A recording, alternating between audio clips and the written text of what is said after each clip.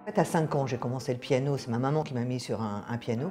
En fait, j'ai eu la chance d'avoir un excellent professeur classique qui était très sévère, qui était élève d'Alfred Cortot, mais bon, qui m'a transmis sa passion de la musique. Elle était fabuleuse, quoi.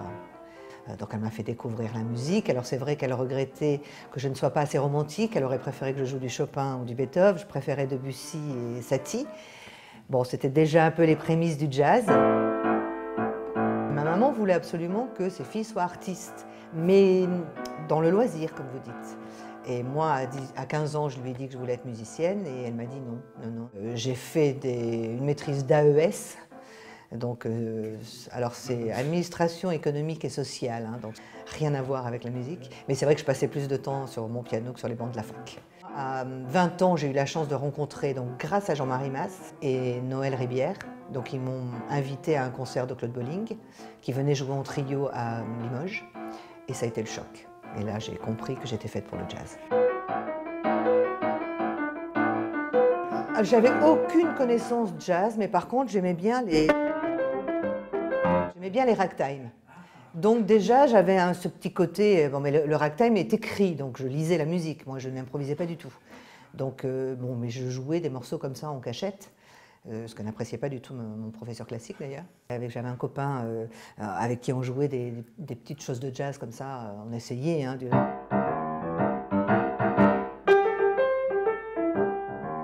Voilà, on essayait un peu de boogie, un peu de ragtime. Et du coup, quand j'ai croisé la route de Claude Bolling, c'est vrai que pour moi, ça a été une évidence. Et je me suis dit, voilà, c'est ma vie, je serai pianiste de jazz. J'ai assisté à son concert, donc où là, effectivement, j'ai vraiment eu cette révélation. Et ensuite, Noël et Jacques Ribière m'avaient invité chez eux à finir la soirée à côté du maître. J'étais complètement admirative du maître, quoi. C'était le dieu du jazz français. 6 mois plus tard, et donc là j'ai fait mon premier stage avec lui, et donc il fallait préparer un morceau, donc j'ai préparé un ragtime. Et là on s'est retrouvés, donc on était 8 stagiaires en fait à travailler avec lui. Il y avait aussi Jean-Luc Dayan à la batterie, il y avait aussi à la contrebasse Pierre-Yves Sorin. Donc là voilà, je me suis retrouvée avec que des musiciens et j'ai compris que c'était ma vie. J'ai fait encore un autre stage au Château de Lascours à côté d'Avignon, donc là où on s'est retrouvés avec Lionel Hampton, Laurent Petit-Girard, enfin il y avait une équipe, enfin c'était extraordinaire. Donc là on était vraiment en autarcie pendant une semaine comme dans un monastère. On travaillait 12 heures par jour, donc avec Claude. Et donc là après j'ai décidé de travailler avec lui, donc j'ai passé une audition pour rentrer au conservatoire de Rueil-Malmaison. Donc j'ai été engagée, donc on était 75, donc il en a pris 4, donc j'étais quand même très flattée. Et voilà, donc j'ai travaillé 6 ans avec lui après au conservatoire. Et bon, la dernière année, en fait, parce que pour gagner ma vie, je faisais du piano-bar aussi en parallèle, donc j'étais partie vivre à Paris. Et donc, je n'étais pas toujours disponible, puis bon, c'était un peu compliqué, donc j'avais pas assez de sous. Et en fait, donc, je lui ai dit gentiment que j'avais plus d'argent pour aller au conservatoire, et donc il m'a donné gratuitement des cours chez lui pendant une année. Il avait un piano gonflable, il nous faisait travailler, il y avait d'autres élèves aussi, on était 4. Il y en a très peu dans le monde. En fait, si vous voulez, on gonfle la pression des touches pour que ça soit de plus en plus dur, comme quelqu'un qui fait de la muscu, quoi. Et donc, ce qui fait que nous, pour vous donner un exemple, Claude Bolling, quand il jouait, il y avait toutes les notes qui sortaient. Nous, ça faisait... Voilà. Et donc, le défi, à la fin de l'année, on devait être capable de jouer la basse du boogie et la main droite avec toutes les notes qui ressortaient. Donc, c'est une véritable torture, hein. Mais bon, lui, il travaillait tout, et quand il faisait tous les préludes de Bach sur son piano gonflable. Alors il y a très très peu de femmes, en fait c'est un milieu quand même très misogyne, hein. Donc c'est pour ça que moi je m'en suis détachée après, au fil des années, parce que c'est difficile d'avoir une place dans ce monde très macho du jazz.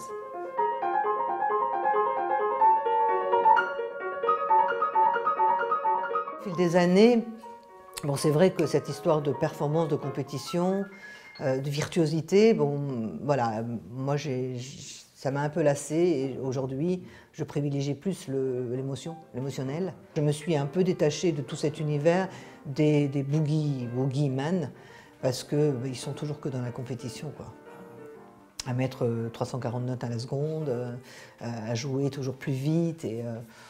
Donc c'est vrai que moi, c'est pas, enfin voilà, c'est plus ce qui m'éclate aujourd'hui. Ça m'a vraiment plu pendant 10 ans. Je pense que j'ai passé ma vie à essayer d'être aussi fort qu'eux. de jouer aussi vite, voilà. Mais aujourd'hui, c'est plus du tout ça. Le piano bar, c'est un métier, vraiment à part entière. Déjà, il faut jouer 4 heures, donc il faut avoir quand même un sacré répertoire dans les doigts, en sachant qu'un morceau dure entre 1 minute et 3 minutes, donc il en faut quand même beaucoup.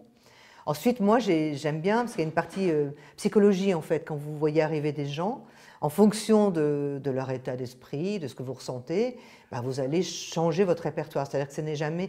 Moi, je ne me suis jamais fait une feuille avec « je vais jouer tac, tac, tac, tac, tac, tous les morceaux ». Non, non, c'est vraiment en fonction des gens. Donc, moi, j'ai toujours aimé mélanger les styles. Je pense que c'est ce qui a fait aussi ma force quelque part, en toute modestie, parce que je peux jouer aussi bien du Polnareff que du ragtime, que Libertango, que pourquoi pas Satie, pourquoi pas un prélude de Bach, voilà, le boléro de Ravel. J'ai eu la chance aussi d'être engagée chez Régine, dans le cabaret de la rue de Ponthieu de la Reine de la Nuit. Donc il m'a fait faire beaucoup de festivals. Donc je faisais l'ouverture de Deauville, Cannes, Avoriaz, etc. Je faisais tous les festivals où je jouais du piano. Et donc j'ai rencontré Wolinski au festival d'Avoriaz, qui est devenu un ami par la suite, et donc qui m'a fait en fait toutes les affiches de mes spectacles. Enfin, il me faisait des dessins à chaque fois qui me permettaient de faire les affiches de mes spectacles. Ne laisse pas trop d'espace entre vos rendez-vous, car les souvenirs s'effacent ou deviennent un peu flous. J'ai commencé à accompagner des chanteurs, donc ça m'a donné envie, moi, d'écrire mes propres chansons. Puis petit à petit, voilà, il y a des spectacles qui sont apparus, et entre autres, par exemple, La Cerise sur le piano, avec lequel on a tourné pendant 8 ans. On a fait le Festival d'Avignon, on a fait des très très grosses scènes. J'avais dans ma tête un spectacle depuis très longtemps qui me trottait dans la tête, justement ma rencontre avec Claude Bolling. J'avais envie de la raconter, mais pas avec mes mots à moi. Donc j'ai demandé à Trinidad, donc qui était chroniqueuse au Fou du Roi pendant des années avec Stéphane Bern, si elle avait envie d'écrire ce spectacle.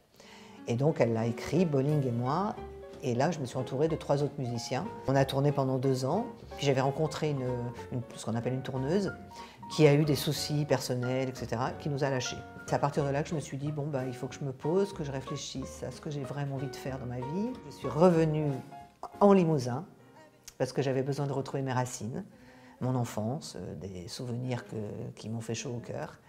Et donc aujourd'hui, du coup, j'ai repris ce spectacle, donc écrit par Trinidad, mais je l'ai adapté pour en faire un seul en scène.